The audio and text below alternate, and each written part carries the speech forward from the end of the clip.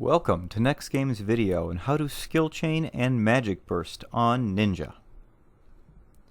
Historically, I normally just weapon skill as soon as I have the TP, but as I've been working on increasing my damage output, I have noticed there is a sizable chunk of damage to be gained if you Skillchain and Magic Burst appropriately as opposed to just spamming it as quickly as you can.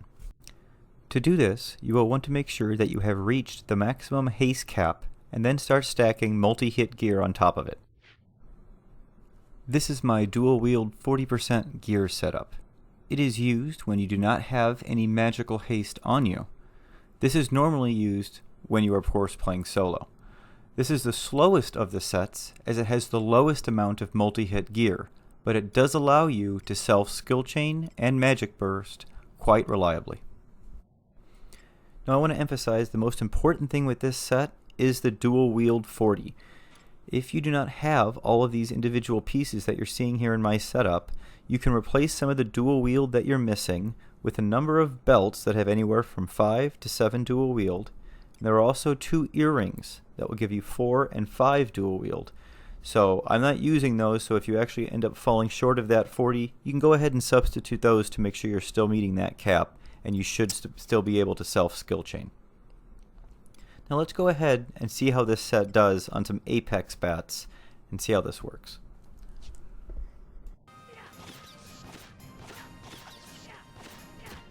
Time for our first Skillchain. We're going to do Blade High and then another Blade High to create a dark Skillchain and then finish that up with a Hayoten Knee.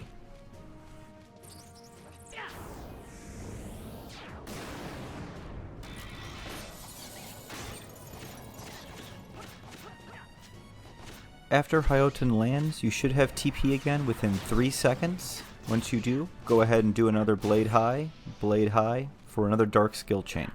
You will note that since we do not have haste, the timer on Hayoten Knee is not up yet. We have 2 choices. We can either use that extra time to get TP for our next Skillchain, or cast Hayoten San. In this first example, we'll just go ahead and use this time to get TP for our next Skillchain. And here we go with another Blade High for a Dark Skillchain. Since Hayoten's timer is up, we get to Magic Burst as well this time.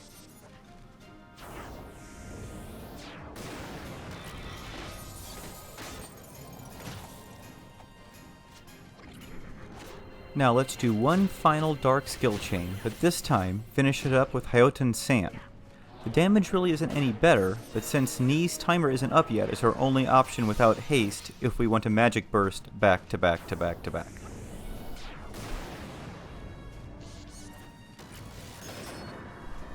So that's our example of what to do if you have no haste. Let's see what happens if we add a Trust who can give us haste 2. With haste 2, it allows us to drop the dual wield pieces from the body and legs and go with a minimum of 21 dual wield. This allows us to add 16% critical hit, 11% triple attack, and as well as add several stat bonuses to our setup that altogether will add up to some pretty good damage bonuses. One last thing I'll point out is over there on the right hand side where the parser is, you can see that I did 1000 damage per second and that the Skillchain did 400 damage per second. Let's keep an eye on those numbers as we go on and see how they change as we stack up the haste. So here we go. We already have TP, so let's get started. We're going to do Blade High for a Dark Skillchain, and then a Hayoten Knee for a Magic Burst, just like we did in our previous battle.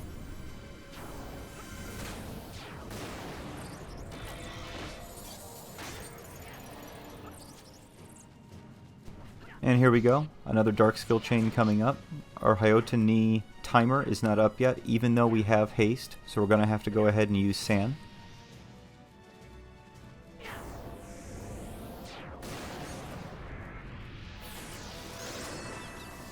It's important to check your shadows in between your Skillchains because you definitely don't want to have to recast in between your weapon skills if you can avoid it. So go ahead and make sure you have at least 2 shadows or more before you start your Skillchain to make sure you're in good shape for the whole process.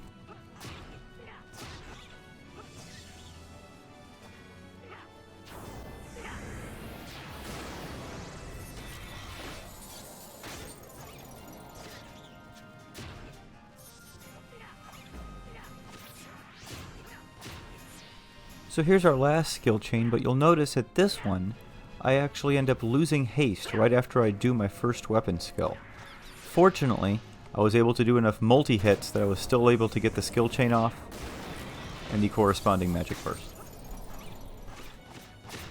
The other thing I'll bring your attention to is the damage counter on the right hand side.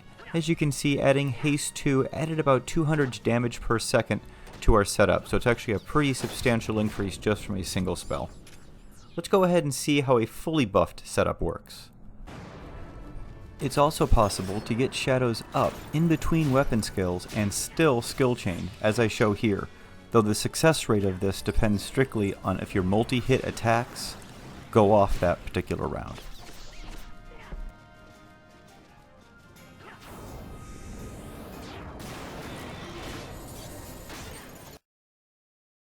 So with this setup, we are already maxed on Haste through Haste 2 and 2 marches. Therefore, there is no need for any dual wield gear. Therefore, we stack up as much multi-hit gear as possible. This means we go ahead and swap out the head, hands, and feet for the Kendatsuba set. And therefore, we get as much triple attack as possible in our set. Let's see what difference this makes in regards to our overall damage and how easy it is to weapon skill, skill chain, and magic burst. You will notice that by the time we get to this set, we are gaining TP at a much faster rate than with our initial dual wield 40 setup, and the skill chains end up happening 1 to 2 seconds sooner than they were with that original set. Additionally, thanks to all the haste you have, it is no longer necessary to switch to the sand spell, and you can simply just spam Hyoten Ni for damage every time.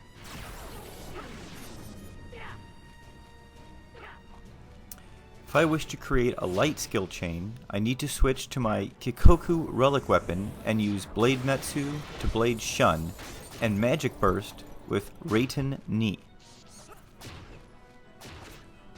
If you don't have any Rima weapons, you can do light skill chain on any ninja as long as you have Blade Shun by doing Blade Camu to Blade Shun. You would then Magic Burst with Reiten Ni. Sadly, there is no way to self-SC a dark skill chain unless you have a Rima weapon. Lastly, let's look at the damage output over there on the right hand side. It looks like adding a bard for marches has allowed our damage to climb up another 200 or 300 damage to somewhere between 1400 and 1500 damage per second. This is good, but let's see what we can do to push this number even higher by adding a few more techniques. One of the things you can do to help you self-skill chain and increase your DPS is to have Kacha Ichi up at all times. It gives a stored TP bonus that allows you to get TP faster, and then of course, obviously, weapon skill more. In this example, all I've changed is I have Kaka up, and I'm leaving Yonin down, as well as not bothering to recast my shadows, and seeing what those small changes do in regards to our overall DPS.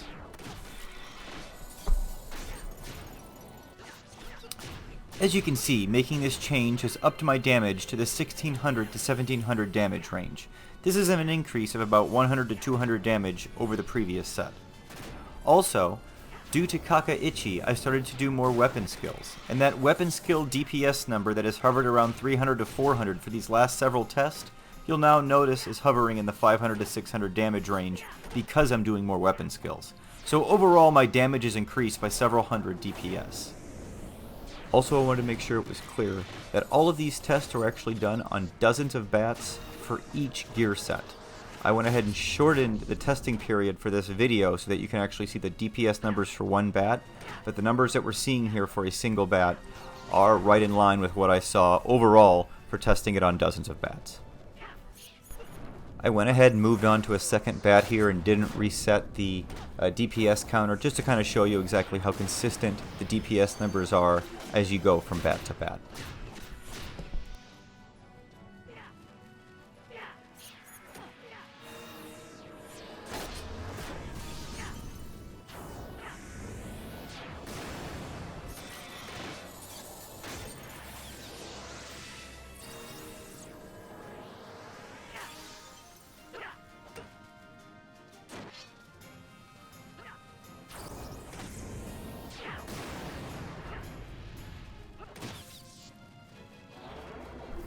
Now let's go ahead and add August and Shantoto 2 to the party to see how that helps our overall damage.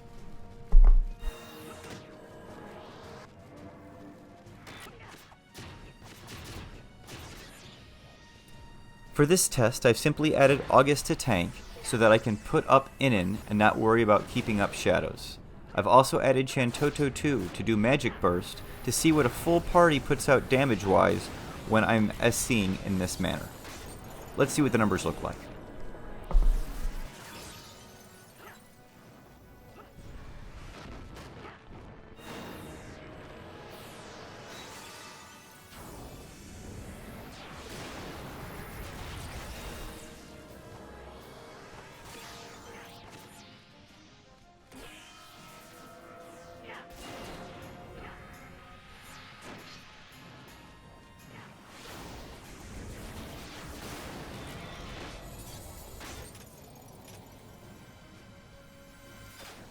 So after one bat, let's take a look at those DPS numbers.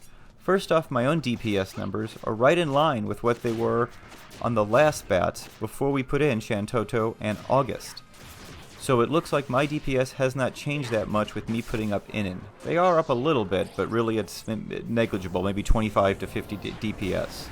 The important part though is Shantoto 2 and August are putting out some damage, and it looks like overall our Alliance DPS has gone from what was 2300 in our last test to looks to be about 3300 in this test. So the rest of the members of the Alliance are adding about 1000 damage in this setup right here.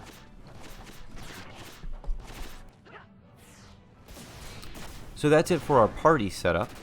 I did want to go through one more setup, and that is one that uses the Kujaku to give you haste. So let's talk about that real quick. In this last video, I have equipped Kujaku +1 in my Offhand. I just have a macro that I scroll up to and hit, and it goes ahead and swaps it into my Offhand slot.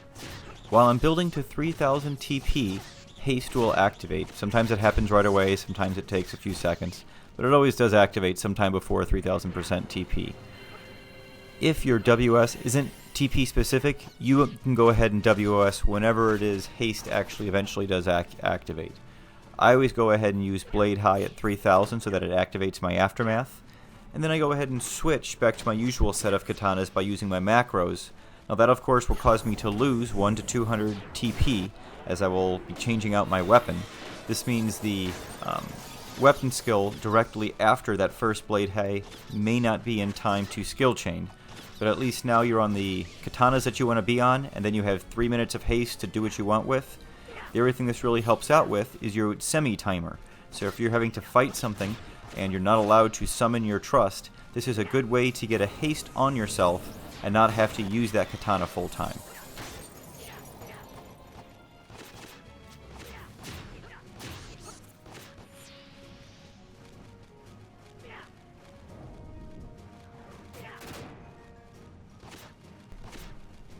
And that's going to be it for this video. I hope some people found this helpful and they found the gear sets helpful in regards to how it is they can skill chain themselves and Magic Burst. If you have any questions, be sure to go ahead and post them down there in the comments. Be sure to like and subscribe if you want to see more of my content. Next week is update week, so look for seeing some new ambuscade videos from me in regards to how to beat the new ambuscades in the highest difficulties possible solo. Additionally, I'll be releasing a video next week that will do an in-depth comparison of my new Kanagi and using Blade High compared to my old Kikoku relic weapon and using Blade Metsu. There's a lot of differences between the two, and I've actually found benefits of using both in different situations. So I'll kind of be detailing those as well as the damage output differences of the two next week in a video.